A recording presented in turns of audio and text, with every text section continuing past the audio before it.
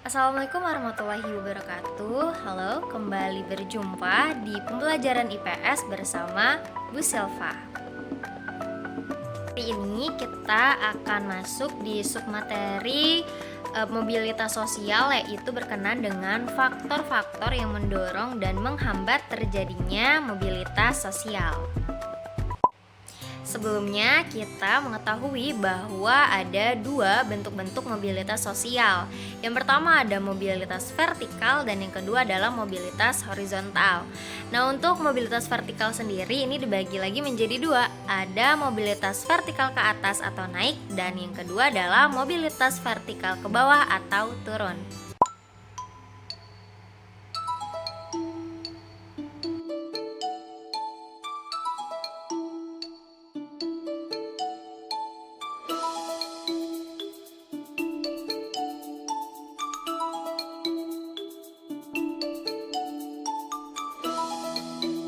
Setelah kalian mempelajari pengertian dan contoh-contoh dari mobilitas vertikal maupun horizontal, kita tentunya memperoleh pelajaran penting bagaimana gerak kehidupan manusia.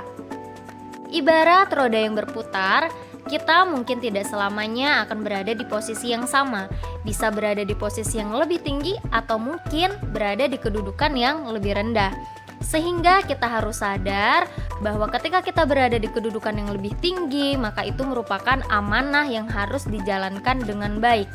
Dan ketika kita berada di lapisan sosial paling bawah, kita tidak perlu berkecil hati, asalkan tetap berusaha dengan tekun. Sikap pantang menyerah merupakan kunci keberhasilan kita dalam meraih cita-cita. Selanjutnya kita akan membahas.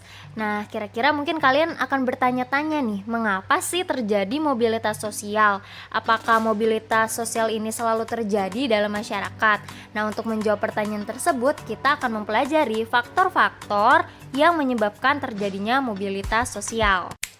Yang pertama adalah faktor struktural.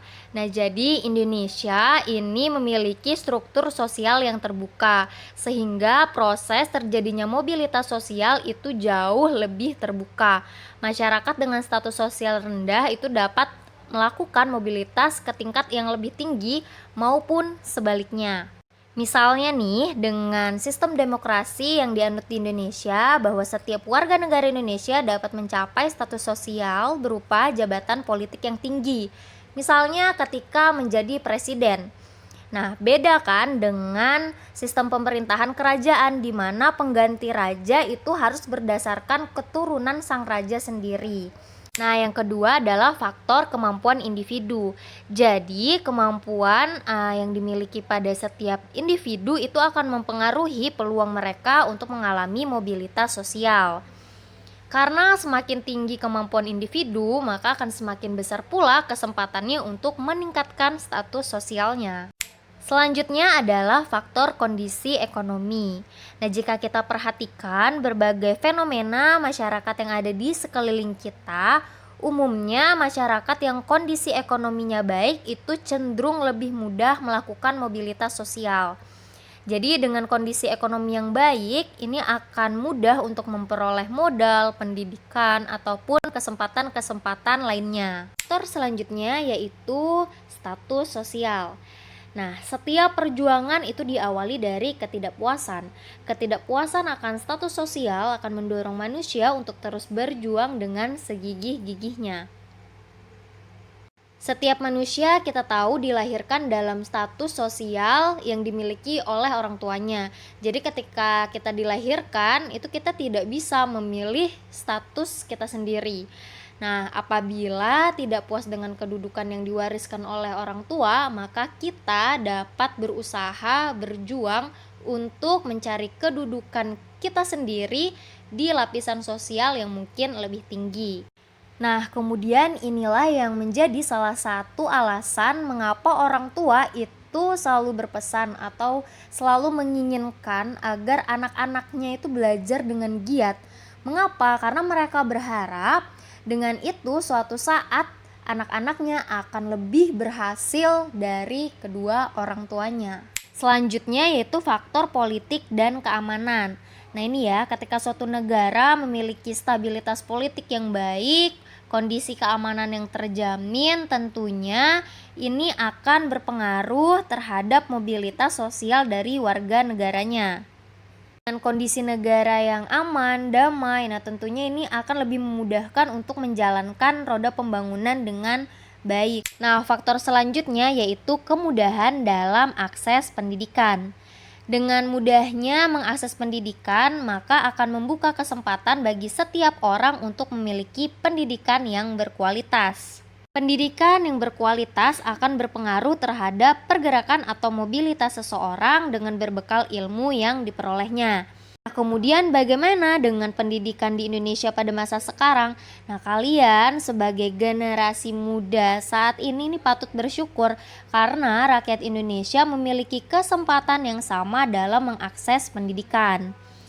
Selanjutnya yaitu faktor kependudukan. Nah, pada faktor ini misalnya seperti pertambahan jumlah penduduk ini akan menjadi pemicu terjadinya pergerakan atau mobilitas. Nah, selanjutnya yang akan kita bahas yaitu faktor penghambat mobilitas sosial. Pertama yaitu faktor kemiskinan. Nah, jadi faktor ekonomi yang dalam hal ini kemiskinan ini dapat membatasi terjadinya mobilitas sosial. Bagi masyarakat yang kurang mampu mencapai status sosial tertentu ini merupakan hal yang sangat sulit. Nah, salah satu penyebab kemiskinan adalah pendidikan yang rendah. Masyarakat yang berpendidikan rendah ini akan berpengaruh terhadap kualitas sumber daya manusia yang dihasilkan.